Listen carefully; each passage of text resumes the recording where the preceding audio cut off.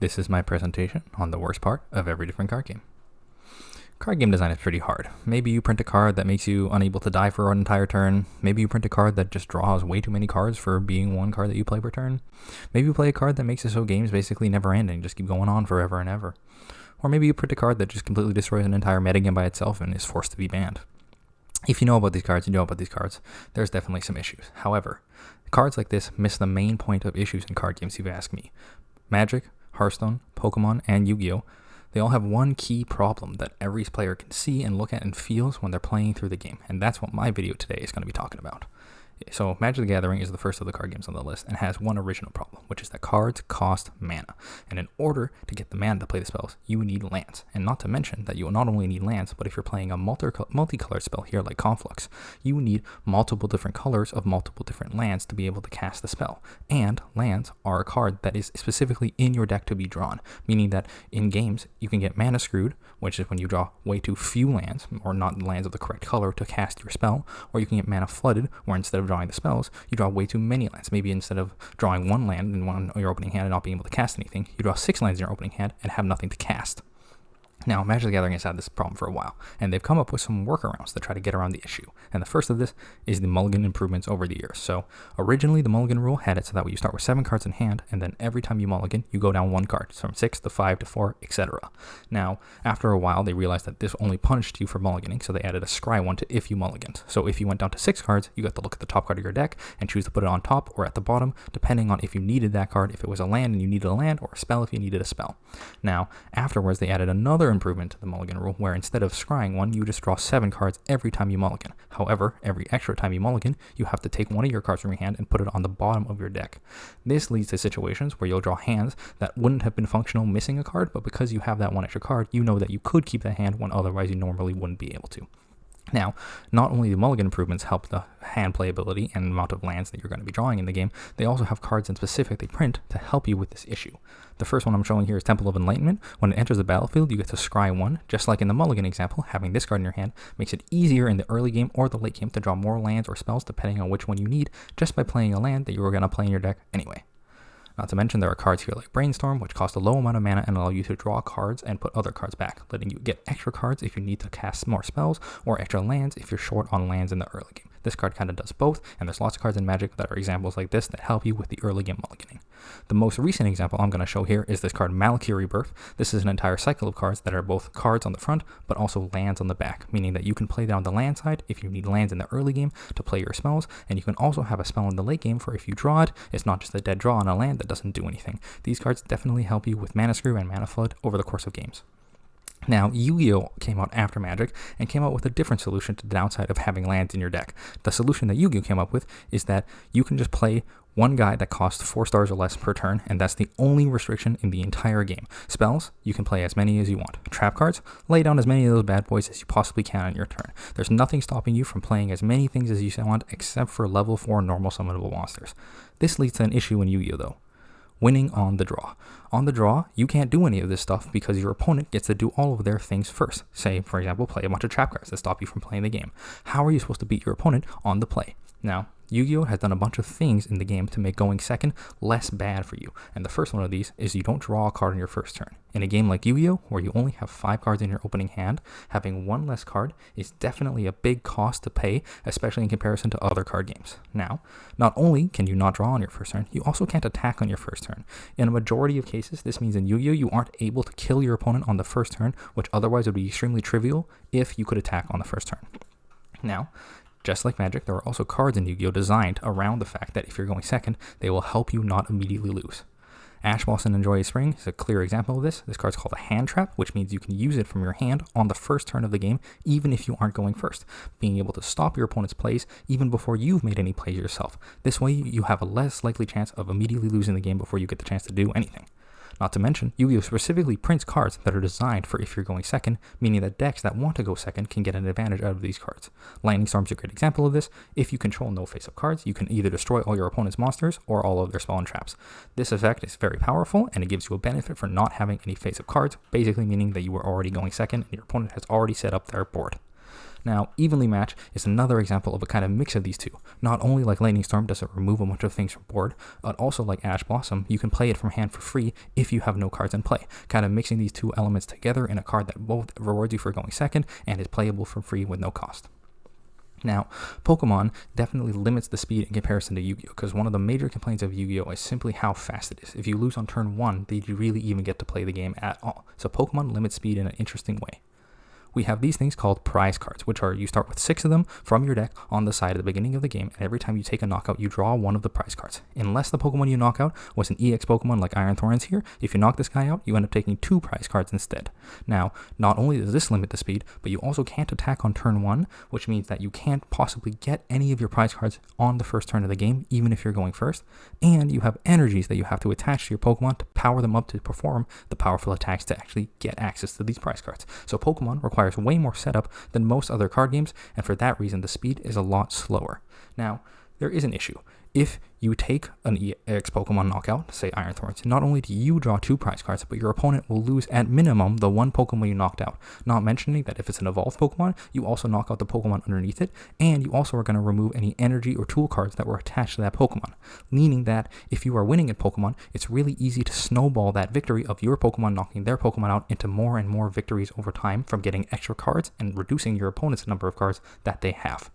Now, there are a lot of ways in Pokemon that they've tried to mitigate this snowballing element, and things that are better than if you're losing are one element that they definitely added in with this in mind. So the first element is benching / the switching mechanic. So Pokemon on your bench have a retreat cost, and Pokemon in your active also have this retreat cost, meaning that they can swap spots if you pay the cost. And there are many cards in Pokemon that have a cheap retreat cost, or even Mew EX here, for example, has a 0 retreat cost, meaning that you can have your Mew be up at the front. If you're losing, Mew will tank a hit and then give you extra time because you can switch it out for a Pokemon on your bench, meaning that it will take the damage for the Pokemon on your bench, giving you an effective larger amount of HP and allowing you to not lose any prize cards in that exchange. Not to mention that if your Pokemon has a high retreat cost for this, you can use cards like Switch, which just literally gives your Pokemon a free retreat cost for 1 turn, letting you switch them out for absolutely free and get your big attacker in after you use something to soak the damage for it.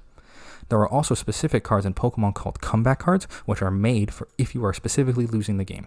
So this supporter here, Twins, is one I remember for sure. If you are losing the game and your opponent has less prize cards than you, you can play this powerful card that lets you search your deck for any 2 cards and put them into your hand. Needless to say that getting to search for any 2 cards in your deck would be insane in any card game, and this is why it has such a big drawback that you have to be losing on it. Not to mention that this card will not only let you set up for your plays, but it can also help disrupt your opponent by getting cards like Iono here. Iono says both players shuffle their hand into their deck, and then you draw a card for each of your remaining prize cards, meaning that if you have more prize cards than your opponent, you not only get to draw more cards, but they get to draw less cards, possibly getting you out of the hole of already being losing the game. Iono, a great example of a card that will give you a large chance at a comeback if you can play it when you're down. Now, Hearthstone has a lot of digital strengths because it not only came out much later than these 3 card games, however, it also has a digital client, meaning they can easily change things. So, for example, Hearthstone, you don't have lands to play. Your mana comes over every single turn consistently from 1 to 10, meaning that you'll never have to worry about being mana flooded or screwed. Now, Hearthstone makes it easier if you're going second by adding this coin, which comes in your hand every single game if you're on the draw. Not to mention that you start with an extra card on the draw as well that you get to mulligan, and you start with this coin that lets you basically play a turn ahead of your opponent any turn of the game that you want. Not to mention that Hearthstone also introduced these things called hero powers that every single player will have at the start of the game, meaning that if your draw is bad or if you don't have anything access to, you won't get bowled over right away because you have this hero power that you can press that at least does something in the early game. This has become less true over time as Hearthstone has developed. However, at the beginning of Hearthstone, hero powering on turn 2 was a powerful move that you could use if you had nothing better to do. Now, how can it go wrong? We have all these elements to stop all of the elements that were broken and hard to fix in the other 3 card games. What could possibly break it? And one thing is RNG. Now, Hearthstone is built around RNG. Many of the most iconic cards in Hearthstone are full of randomness that basically make your opponent unable to predict what's going to happen. Ragnaros the Fire Lord does a random 8 damage. Dr. Boom, super iconic, but has boom bots that do a random 1 to 4 damage to a random enemy on your opponent's side of the board. Yogg-Saron, probably the most iconic Hearthstone card of all time. This card comes down and casts a random spell for each spell you cast this game, and the targets are random, meaning that literally when you play this card, you have no idea what's going to happen. It can just be completely random. Now, even though this is a lot of fun and is really iconic. A lot of players bemoan the RNG in Hearthstone and makes it feel like they have no way to basically force themselves to win. Every single game is just playing the cards and then hoping that the RNG goes your way. Now, the thing is, RNG is core to the game of Hearthstone. All those iconic cards are super beloved by the community, even though they have so much randomness built into them.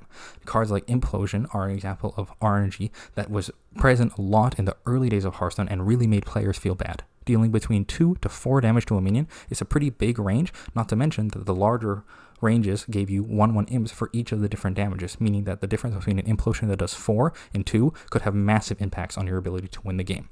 This was the case until they came into Ungoro and they introduced the Discover mechanic, which allowed you to get a random card from a selection of 3 cards in the Discover pool. So this card, Stonehill Defender, lets you look at all the top minions in the game and pick one of the 3 to put into your hand, and that way you have a little bit more control over the RNG.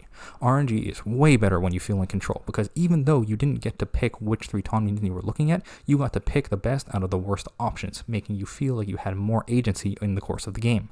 Cards like the Lich King are also like this, giving you a random card each turn. However, the card is pulled from a very small pool of 7 specific Lich King cards, meaning that even though there were some Lich King cards that you definitely would prefer to get over other Lich King cards, you would still be able to kind of predict what you were going to be able to do after you played down the Lich King. So cards like the Lich King and other cards that are more recent, like Kobold Miner with the Excavate keyword, pulling from smaller pools of cards, giving you limited options and letting you kind of predict what random card you were going to get. So this way, some things that can't be changed, like the randomness of what card you get, feel a lot better because the amount of cards that you could get were limited, and you got options to select which cards you put into your deck and which cards got randomly generated over the course of the game. In conclusion, core tenets of your game are hard to design around. It's really hard to take care of mechanics that aren't in the specific cards. Badly designed cards can be banned, badly designed cards can be reworked, badly designed cards can be removed from your game or pushed into other formats. There's a lot of ways to move around card design specifically. However, things like lands, things like being able to go first and play all your trap cards, things like having prize cards that you set at the start of the game, things like having randomness be corely built into the fundamental foundation of your game from the very beginning, it is impossible to move these things out of your card game, because otherwise it just wouldn't feel like the same card game anymore, especially to veteran players who've been playing with things like these for their entire lifetime. So these aren't the only games that have specifically had to tackle these kind of issues. All of these issues apply to many card games, and it's really interesting to see how both designers of the specific card games that started these issues and future designers making new card games have maneuvered around the issues of these kind of card designs. So thanks for 1,000 subs. It really means a lot to me. I have a great time making these videos. Let me know in the comments about your specific games. I know that often with designs of new and old games alike, they take from what is previous and try to make it something new and try to maneuver their game around these issues that have been brought up here in my video here. So what issues and solutions would the card games that you're playing, maybe you're playing a different kind of card game, maybe it has a different mana system, what kind of solutions are there in the other games that show that designers are thinking about these issues? Like and subscribe if you want to see more videos like this. Thanks a lot for watching.